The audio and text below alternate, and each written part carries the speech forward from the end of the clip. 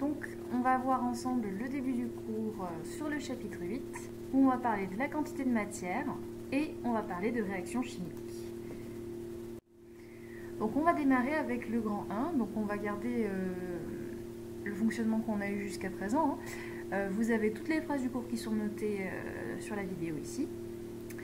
Et du coup, vous avez juste, soit vous complétez le poly que vous trouvez sur le Padlet avec les mots écrits en orange, soit en fait vous recopiez le cours. Il ne faut pas hésiter à mettre pause pour avoir le temps de tout copier. Voilà. Donc on va commencer avec le petit 1. On va voir comment on fait pour calculer la masse d'une entité chimique. Mais ça en fait vous l'avez vu dans les activités 1 et 2, pages 96 et 97 de votre livre. Bon, tout simplement, la masse d'une molécule, c'est égal à la somme des masses de ses constituants. Par exemple, pour calculer la masse d'une molécule d'eau, l'eau je vous rappelle c'est 2 atomes d'hydrogène et 1 atome d'oxygène, eh bien on fera 2 fois la masse d'un atome d'hydrogène, puisqu'il y en a 2, plus une fois la masse d'un atome d'oxygène.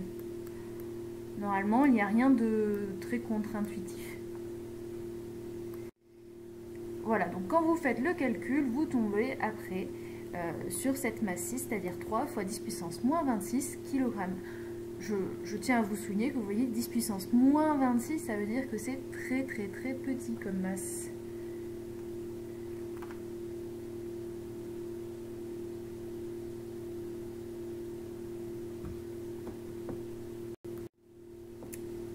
On va passer au petit 2 où on va parler du nombre d'entités.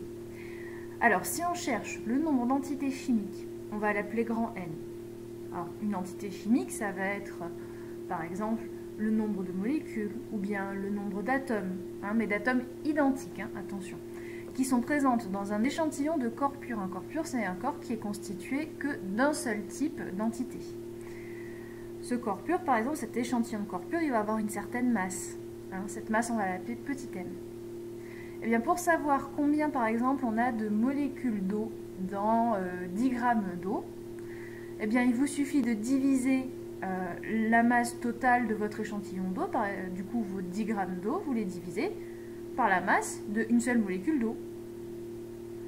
Et donc vous vous retrouvez avec la masse totale de votre échantillon, divisé par la masse d'une molécule qui vous intéresse, et vous avez, après N, le nombre de molécules d'eau à l'intérieur de votre échantillon.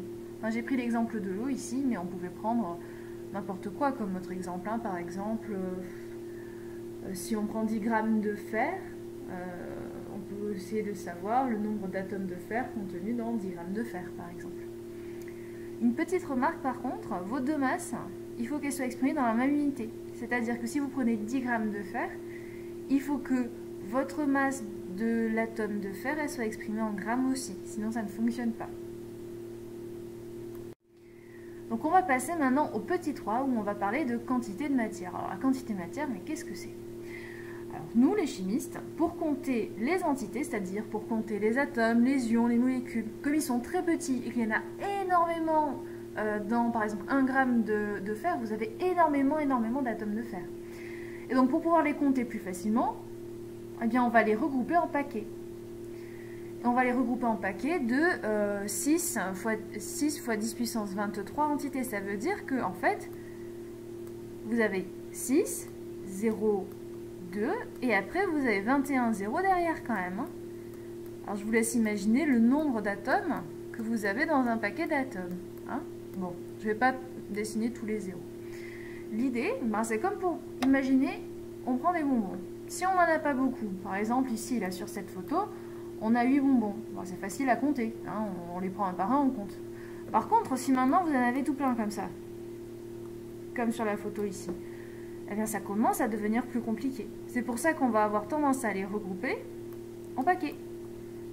Si on les regroupe en paquets d'un certain nombre de bonbons, eh bien c'est plus facile de compter les 5 paquets que de compter tous les bonbons un par un qu'on a sur la photo ici. C'est exactement ça qu'on fait en chimie. On va regrouper les atomes, les ions ou les molécules par paquet. Et chaque paquet, eh bien, il y aura à l'intérieur 6 fois 10 puissance 23 molécules, ou 6 fois 10 puissance 23 atomes, ou 6 fois 10 puissance 23 ions. Et alors, un paquet, Nous, on appelle ça une mole. Et alors, le nombre de paquets, tout à l'heure on avait 5 paquets de bonbons, et bien le nombre de paquets, c'est ce qu'on appelle la quantité de matière. Et la quantité de matière, son symbole, c'est un petit n. Donc ça correspond au nombre de paquets. Par exemple, dans le cas de mes bonbons, c'était 5 tout à l'heure. L'unité de la quantité de matière, eh bien c'est la mole, M-O-L-E, et son symbole, c'est mol, sans le E, cette fois-ci.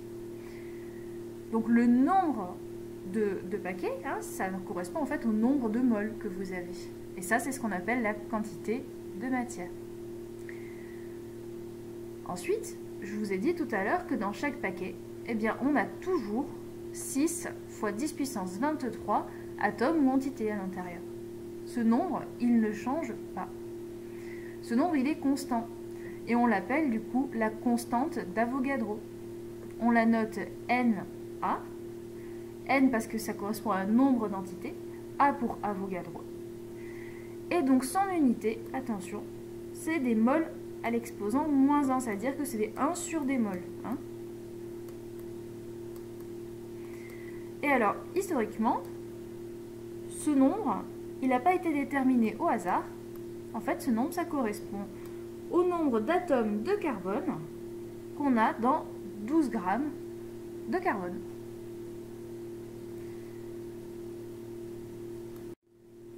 Ensuite, on va passer au petit 4, où on va parler de quantité de matière et de nombre d'entités. Eh bien, on peut relier facilement le nombre de paquets, on a dit que ça c'était la quantité de matière, et le nombre d'entités totales qu'on a à l'intérieur de tous nos paquets. Eh bien ça, on peut le relier facilement à l'aide de la constante d'Avogadro, c'est-à-dire le nombre d'entités dans un paquet. Et donc, c'est relié par la formule qui vous est donnée ici. Alors on va reprendre l'exemple des bonbons pour que ce soit peut-être un petit peu plus simple à envisager pour vous. Imaginez qu'on prenne des paquets, comme ça, avec 4 bonbons dedans à chaque fois.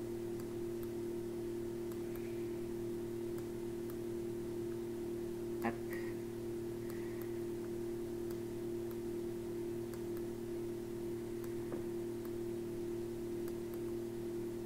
Allez, on va prendre 3 paquets de 4 bonbons. Eh bien, le nombre de paquets, ici, là, du coup, on a dit qu'on avait 3 paquets. Ça, c'est notre quantité de matière. On a 3 paquets, mais en fait, ça, c'est notre petit n, ici.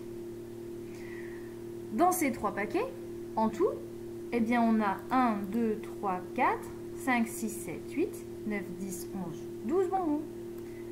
On a 12 bonbons en tout.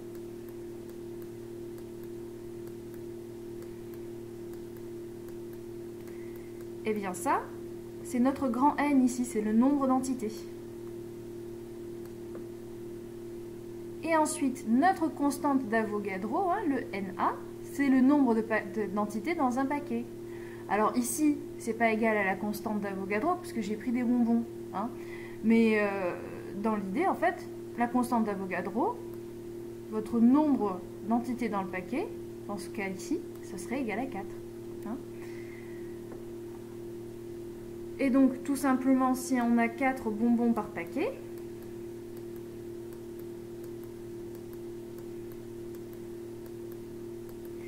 c'est facile de se dire que, en fait, notre nombre de paquets n, c'est égal au nombre total de bonbons, c'est-à-dire 12, ici, divisé par le nombre de bonbons par paquet, divisé par 4.